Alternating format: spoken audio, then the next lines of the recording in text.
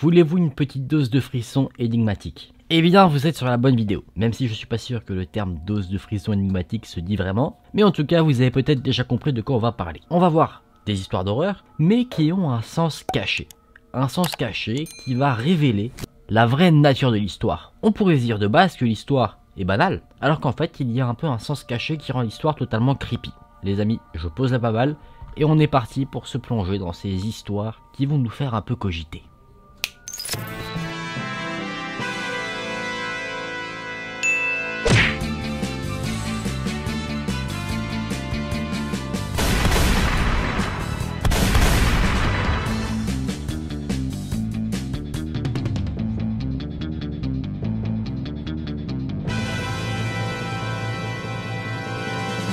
Elle t'avait manqué celle-là. Les amis, je vous ai dégoté quelques petites histoires qui sont quand même assez intéressantes. Elles sont un peu longues, mais comme ça on aura beaucoup plus de détails pour cogiter et trouver le sens caché de ces histoires. Je vous propose qu'on commence tout de suite avec la première histoire.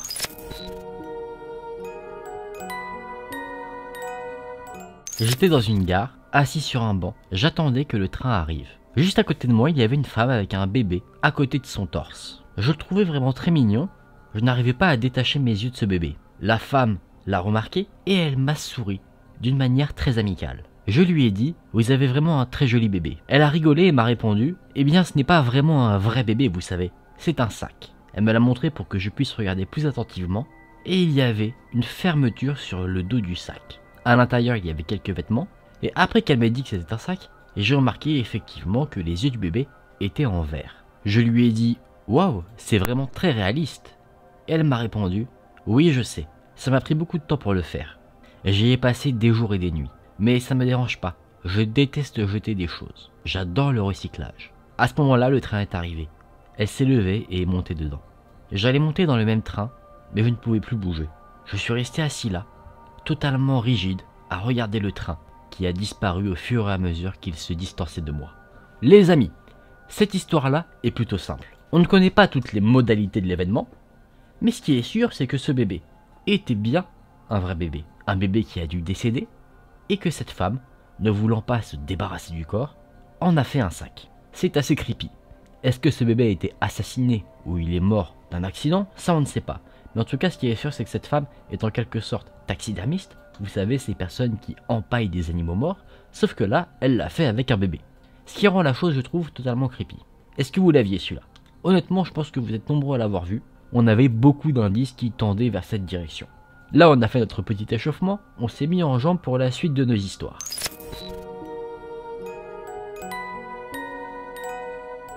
Il y avait une jeune femme qui croyait au psychisme et aux diseuses de bonne aventure. Elle voulait savoir ce que la vie lui réservait. Donc elle est allée voir une vieille femme qui avait la réputation pour donner des prédictions très précises sur le futur. La voyante a regardé ses mains et elle en a regardé les lignes. Dans une voix assez particulière, elle a dit « Dans les 4 prochaines années, vous allez avoir 3 événements de bonne fortune et un événement de mauvaise fortune. » La jeune femme est rentrée chez elle ce soir-là, se demandant quels seraient les bons événements et les mauvais événements qu'elle allait vivre dans le futur. Le jour suivant, elle a rencontré un homme incroyable. Ils ont commencé à sortir ensemble et elle est tombée amoureuse de lui presque au premier regard. Cet homme-là l'a traitée comme une reine. C'était le premier événement de bonne fortune que la voyante lui avait prédit. 1 an plus tard, l'homme lui a demandé de l'épouser. Elle a dit oui. Ses parents étaient très heureux et le mariage s'est très bien passé. Il y avait tous leurs amis, leur famille. La jeune femme sentait que sa vie prenait la tournure qu'elle avait toujours désirée. C'était le second événement de bonne fortune que la voyante avait prédit. La jeune femme, qui était une femme mariée, était très heureuse. Son mari se portait bien. Ils étaient à l'aise financièrement et il y avait très peu de choses qu'ils ne pouvaient pas se permettre. Peu de temps après le mariage, elle a découvert qu'elle était enceinte. Le couple en était très heureux et 9 mois plus tard, l'enfant est né. Une jeune fille qui se portait très bien à la naissance. C'était le 3e événement de bonne fortune que la voyante lui avait prédit. La femme commence à se sentir un peu mal à l'aise. Elle se dit que ça fait déjà 3 événements de bonne fortune et maintenant elle doit se préoccuper de l'événement de mauvaise fortune que la voyante lui a prédit. Elle n'arrivait pas à profiter pleinement de la vie parce qu'elle n'arrêtait pas de penser à cet événement néfaste qui allait lui arriver. Elle a commencé à avoir des problèmes de sommeil parce qu'elle avait peur de ce qu'elle pouvait expérimenter plus tard. Une nuit, elle a fait un terrible cauchemar.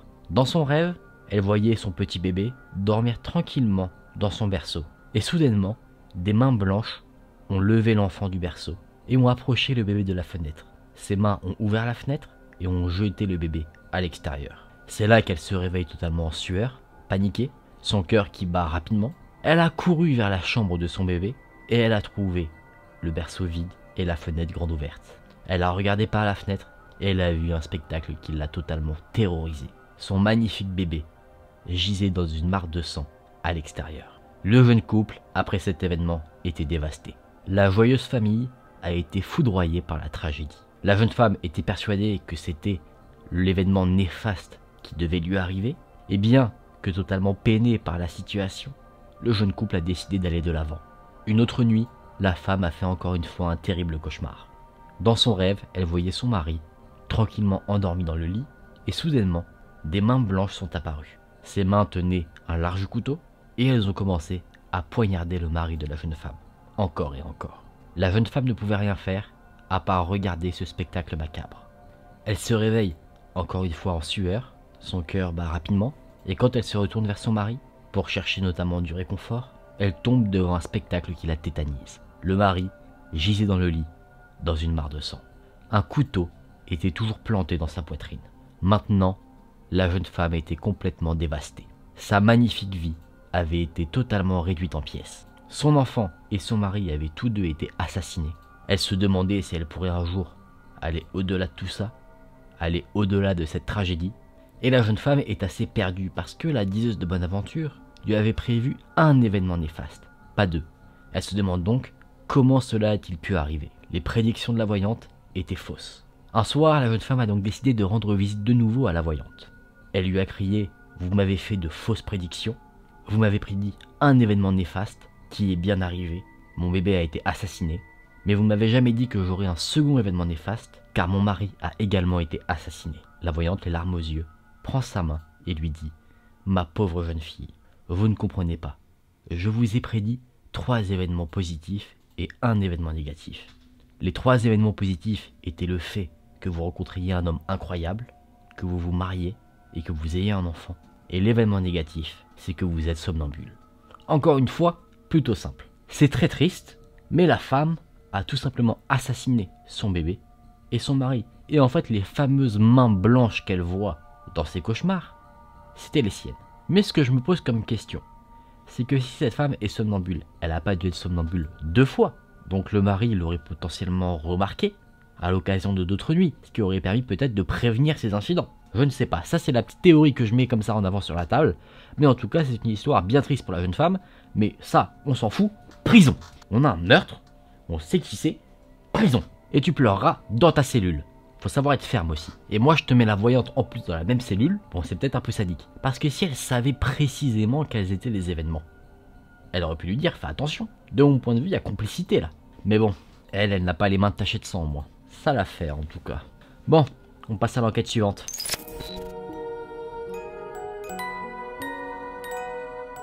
Un jeune garçon se trouvait dans une fête forêt. Il marchait à côté des stands, quand à un moment donné, il en voit un avec un vieil homme assis.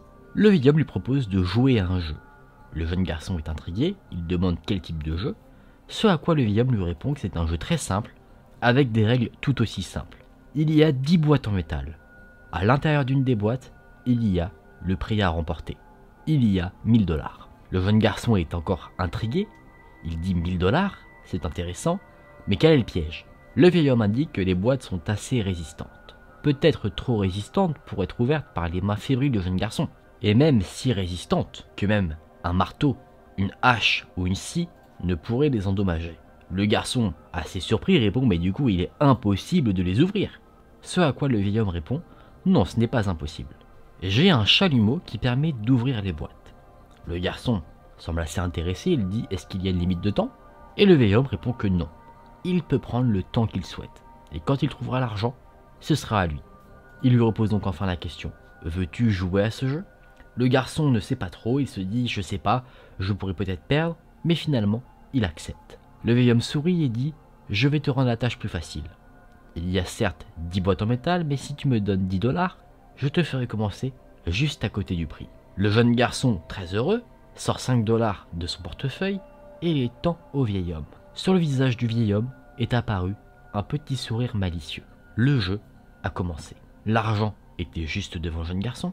Il pouvait le voir, il pouvait le toucher, mais cependant, même si le jeune garçon gagnait le jeu, il ne pourrait jamais le dépenser. Il est mort très rapidement après avoir gagné. Comment est mort le petit garçon? Les amis, sortez vos téléphones et appelez la police pour arrêter ce vieil homme. Vous ne comprenez sûrement pas ce qui se trame, mais ce vieil homme est tout simplement un assassin. Là, vous tombez sûrement de votre chaise. Je peux vous dire que dans ma carrière, j'en ai vu des vertes et des pas mûres. Et effectivement, ma carrière est aussi vieille que cette expression. Et comment vous expliquer? Notre jeune garçon est décédé dans la boîte, dans les fameuses boîtes en métal. Notre assassin, ce vieil homme, a dit qu'il ferait commencer en échange de 5 $, le garçon juste à côté du prix. C'est-à-dire directement dans la boîte où se trouve le prix. Sauf que rappelez-vous, il y a deux éléments qui sont assez problématiques. Les boîtes sont quasiment impénétrables. On ne peut pas les ouvrir avec un marteau, une scie, avec certains outils. Donc comment un petit garçon pourrait y arriver à la force de ses bras? Bah il peut pas. Ce qui aurait pu nous tromper dans cette histoire, c'est que le vieil homme est un menteur. Il dit qu'il a un chalumeau pour ouvrir les boîtes. Mais ce chalumeau n'ouvre pas les boîtes. Il ne fait que tuer encore plus précipitamment le jeune garçon dans la boîte. Petit élément scientifique, le feu consomme de l'oxygène. Un chalumeau, c'est du feu. Donc le jeune garçon enfermé dans la boîte va consommer de l'oxygène, donc à un moment donné la boîte ne sera plus remplie d'oxygène. Mais s'il utilise le chalumeau, l'oxygène qu'il y a dans la boîte va diminuer encore plus rapidement. Donc clairement, s'il utilise le chalumeau, il va manquer d'oxygène. Comment est mort le jeune garçon? C'est très simple. Il est mort par manque d'oxygène parce qu'il s'est retrouvé dans la boîte. Il a gagné le jeu, certes. Pourquoi? Parce qu'il a réussi à trouver l'argent. Parce qu'il était dans la boîte où il y avait l'argent. Habile. Histoire macabre. Méfiez-vous maintenant dans les fêtes foraines. On sait jamais si on vous propose ce genre de jeu. Déguerpissez rapidement. Allez, histoire suivante.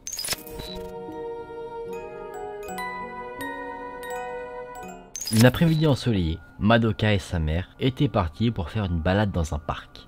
Pendant qu'ils marchaient le long du chemin, la mère a vu une de ses amies qui avait apporté sa propre fille au parc. Les deux femmes se sont rencontrées, elles ont commencé à parler, pendant que Madoka et l'autre fille jouaient ensemble. Quelques minutes plus tard, la mère de Madoka a regardé aux alentours et elle s'est rendue compte que sa jeune fille était totalement introuvable.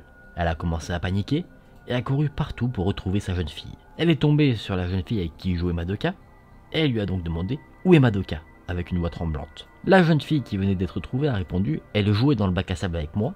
Après elle a dit qu'elle allait jouer un peu plus loin mais je n'ai pas voulu jouer avec elle. Je suis resté ici et je ne l'ai pas vue depuis. La mère et son amie ont commencé à chercher dans tout le parc appelant Madoka. Mais ils n'ont pas réussi à la retrouver. C'est comme si elle avait disparu. Comme ça. La mère en pleurs a appelé la police et ils ont signalé que sa fille avait disparu. Après cela, elle a appelé son mari pour lui annoncer la terrible nouvelle. La police a recherché dans tout le secteur, mais il n'y avait aucune trace de Madoka. Ses parents sont restés sur le terrain de jeu, cherchant en vain jusqu'à la tombée de la nuit. Finalement, sans espoir, ils sont partis et sont rentrés chez eux, en pleurant toute la nuit. La police a assuré aux parents qu'ils retrouveraient leur fille. Mais après un mois, il n'y avait aucune avancée dans les recherches.